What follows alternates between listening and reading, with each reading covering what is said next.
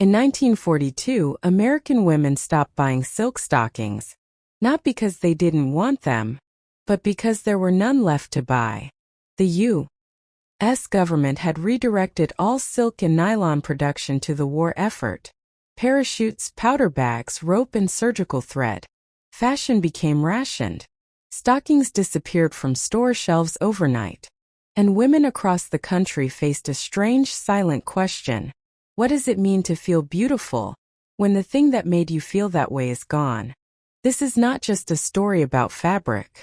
This is about resilience, dignity, and the seams we learned to draw by hand when the real ones disappeared. A true feeling story of beauty, dignity, and what we hold on to. I was 17 the day the silk stopped coming.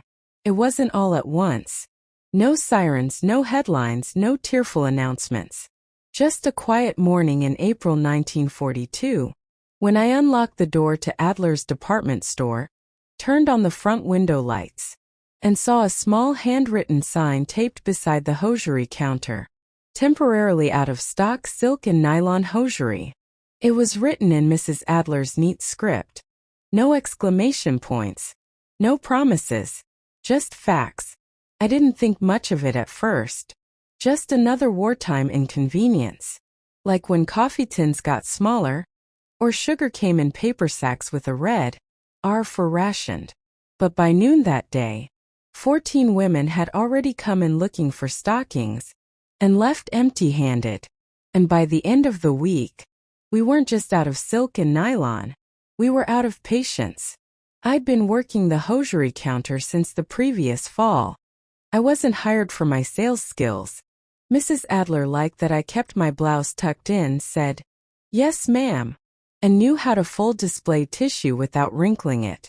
Our counter was modest, just 3 shelves, a mirrored corner, and a large poster of a red-lipped movie star with perfect legs that read, "Be smart, be smooth, be silk-stockinged." Back then, stockings were like shoes. You didn't leave the house without them. They were part of being put together, part of being a woman. Even if you wore the same dress twice a week, you could still step out with seamed silk running smooth down the back of your legs, like a promise of dignity. But by that April, silk was being sent overseas, used for parachutes, powder bags, even surgical thread, I heard. Then nylon followed almost overnight. The War Production Board redirected all supplies. Factories retooled. Inventories vanished. And suddenly, the most elegant thing on our shelves became a memory. First, women tried to be polite. Maybe just one pair in taupe? No? Not even a return? What if I mend my old ones? Do you sell the thread? But by May, desperation started to bloom. Women offered money more than the price. They offered cigarettes, coupons, jam. One woman, Mrs. Callahan, a mother of 3, leaned across the glass and whispered, "I don't care if they're torn. I'll wear gloves over my legs if I have to. Just, do you have any left in the back?" I looked her in the eye and said softly, "No, ma'am. We really don't." And I swear, she looked like I'd told her she'd been drafted. That was the first time I realized. This wasn't about fashion. It was about control. About keeping some small piece of normal while the world spun faster than we could hold it. Mrs. Adler tried her best. She ordered more ankle socks. Started selling leg makeup, thin watery stuff that smelt like glue and claimed to look just like nylon. And she hired a high school girl named Fern to help paint seams down women's legs in the back room. It was absurd, really. Women would come in, lift their skirts just enough to show the backs of their calves, and Fern would take a thin eyeliner brush and paint a straight, dark line, from heel to knee. "Don't squirm," she'd whisper. "It ruins the illusion." Sometimes I'd hear laughter from back there. Other times, silence. One morning, an older woman came out with tears in her eyes and said, "It's not the same, but thank you for trying." The girls in town got inventive. They mixed gravy powder with lotion for a suntan nylon look. They shared old pairs like secrets.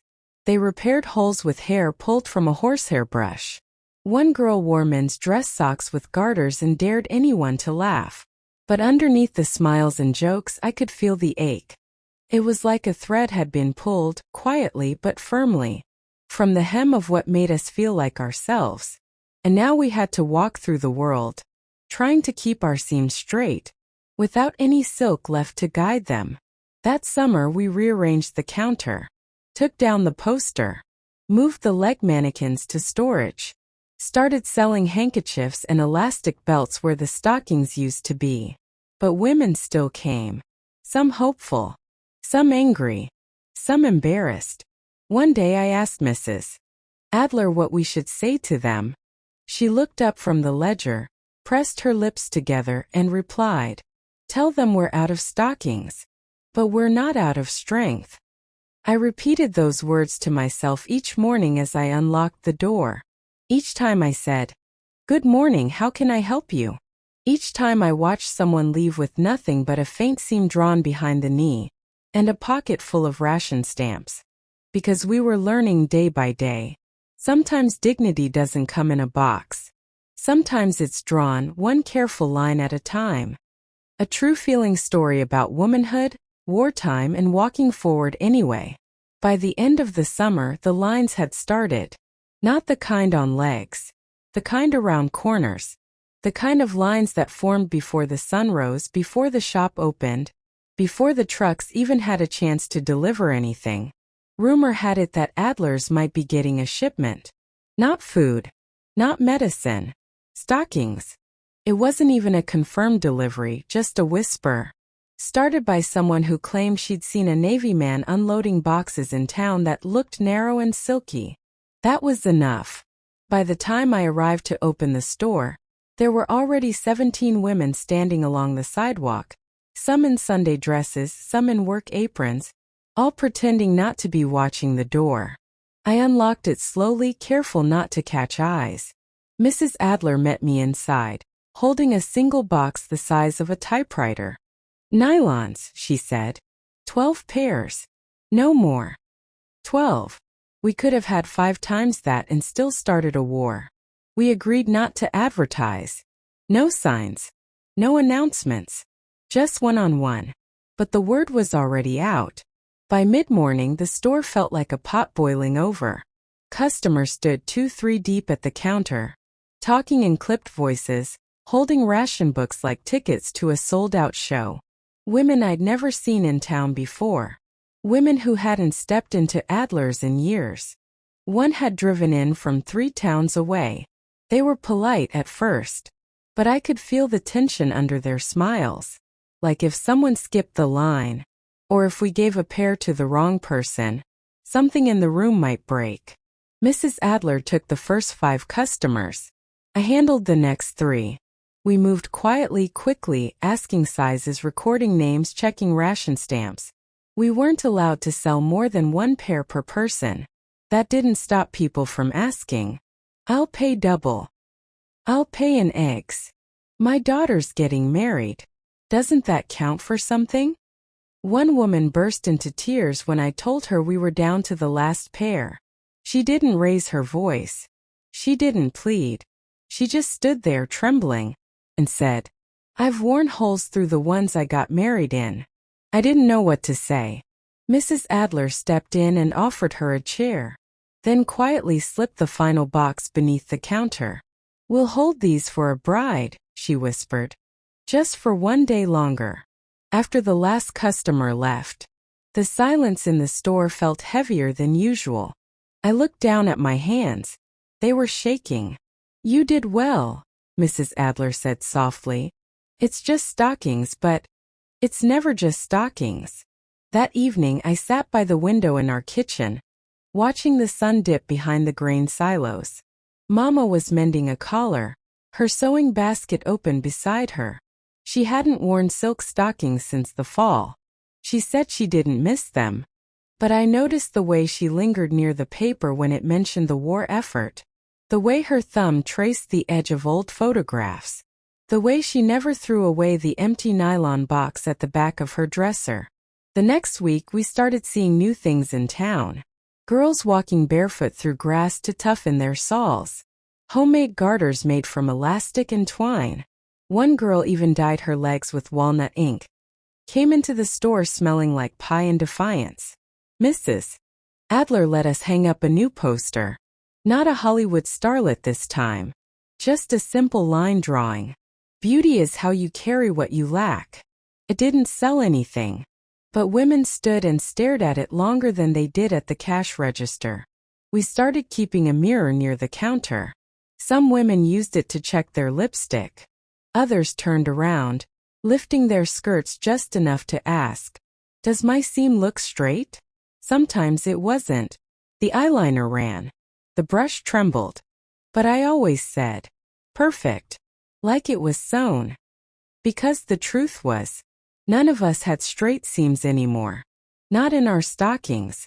Not in our hearts. One afternoon in late September, an older woman came in, Mrs. Whitley. She walked slowly, cane in hand, her hat tilted slightly to one side like she'd worn it for years the same way. She didn't ask for stockings. She asked for thread. Silk if we had it. I checked the drawers. There were scraps, half-used spools, odd shades. I handed her two. "Not sure they match," I said. She smiled. "That's all right, dear. I'm not trying to hide the mend. I'm trying to remember where it was." That line stayed with me. Even now. That fall the days grew shorter. The blackout drills came more often. And the radio spoke in numbers and names. But in our store, the brushes stayed lined up. The seam painting chair remained near the back. And every so often, we'd hear a laugh that sounded like old silk rustling through a room that no longer sold any. Because the stockings were gone. But the women weren't. They still came. They still walked. And somehow, they still made it all look beautiful. A story about seams, silence, and the shape of womanhood in wartime. By the time winter came, no one even asked anymore. About the stockings, I mean. The signs stayed up. The back shelf remained empty. But the questions stopped. Instead, women would walk into Adler's, smile kindly, and say things like, "Just looking for a button. Do you still have thread in rosewood brown? Any hand cream left this week?" And I'd say, "Yes, ma'am," even if I didn't have it.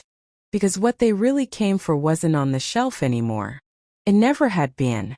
One evening in early December, Mrs. Adler asked me to stay after closing. She was seated at her desk in the back, a cup of cold coffee by her ledger. The lights above buzzed faintly, and the store felt like it was holding its breath. "I'm thinking of closing the hosiery counter," she said. "For good this time." I nodded, not because I agreed, but because I understood. The counter was still there, quiet, polished, untouched. But it had become a monument to something we'd all learned to live without. That same week, a new girl started coming in. Her name was Annie, 17 like I had been that spring. Soft-spoken, hair in neat pins, stockings drawn on with remarkable precision. She watched everything. How we folded, how we measured, how we spoke with women not as customers, but as friends holding something fragile between them. One morning she asked me why the brush we use for painting seams was always cleaned twice. I said, "Because the second cleaning is for the part no one sees." She blinked, then smiled like she understood more than she let on. I saw myself in her. Not the way I looked, but the way I used to hope stockings would make me feel. Older, steadier, beautiful without explanation. Only now I knew. No piece of clothing had ever given me that. But losing one? That had. Christmas came and with it a blizzard. We kept the store closed for 2 days. And when I returned, the window display had changed. Gone were the mannequins with smooth, leggy poses. In their place were scarves, gloves, hand-sewn muffs, and a handwritten card in the center that read, "Warmth comes in many forms." I didn't ask who wrote it. I didn't need to. That winter was long. Letters came and went like weather. Sometimes sunny, sometimes cold. One morning a box arrived, brown, ordinary, no return label. Inside, a single pair of silk stockings. worn, neatly folded and pinned with a note. They belonged to my sister. She passed in '39. I thought someone might like to see them again. We didn't sell them. We placed them in the front case under glass. A small card beside them read, "In memory of elegance." And women stopped to look. Not with longing, but with reverence. Spring came slowly that year. With it came new posters from the government, encouraging women to make do, to grow victory gardens, to take jobs in places they'd never been allowed before. More girls came into Adler's asking about trousers, overalls, work aprons, not for housekeeping, for factories, for shipyards, for Rosie the Riveter, whoever she was.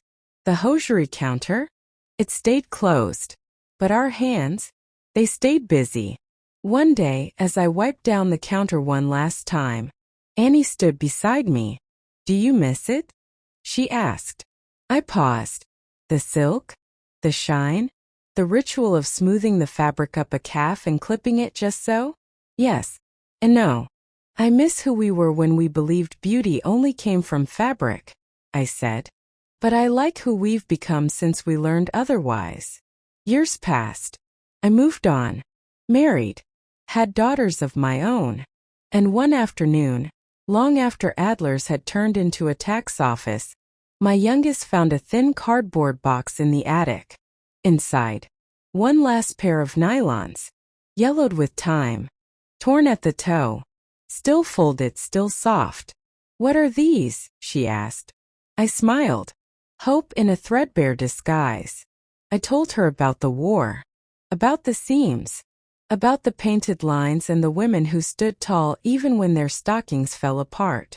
She asked if I'd ever worn them. I said, "No, sweetheart." But I wore the silence that came after, and I walked just fine without them.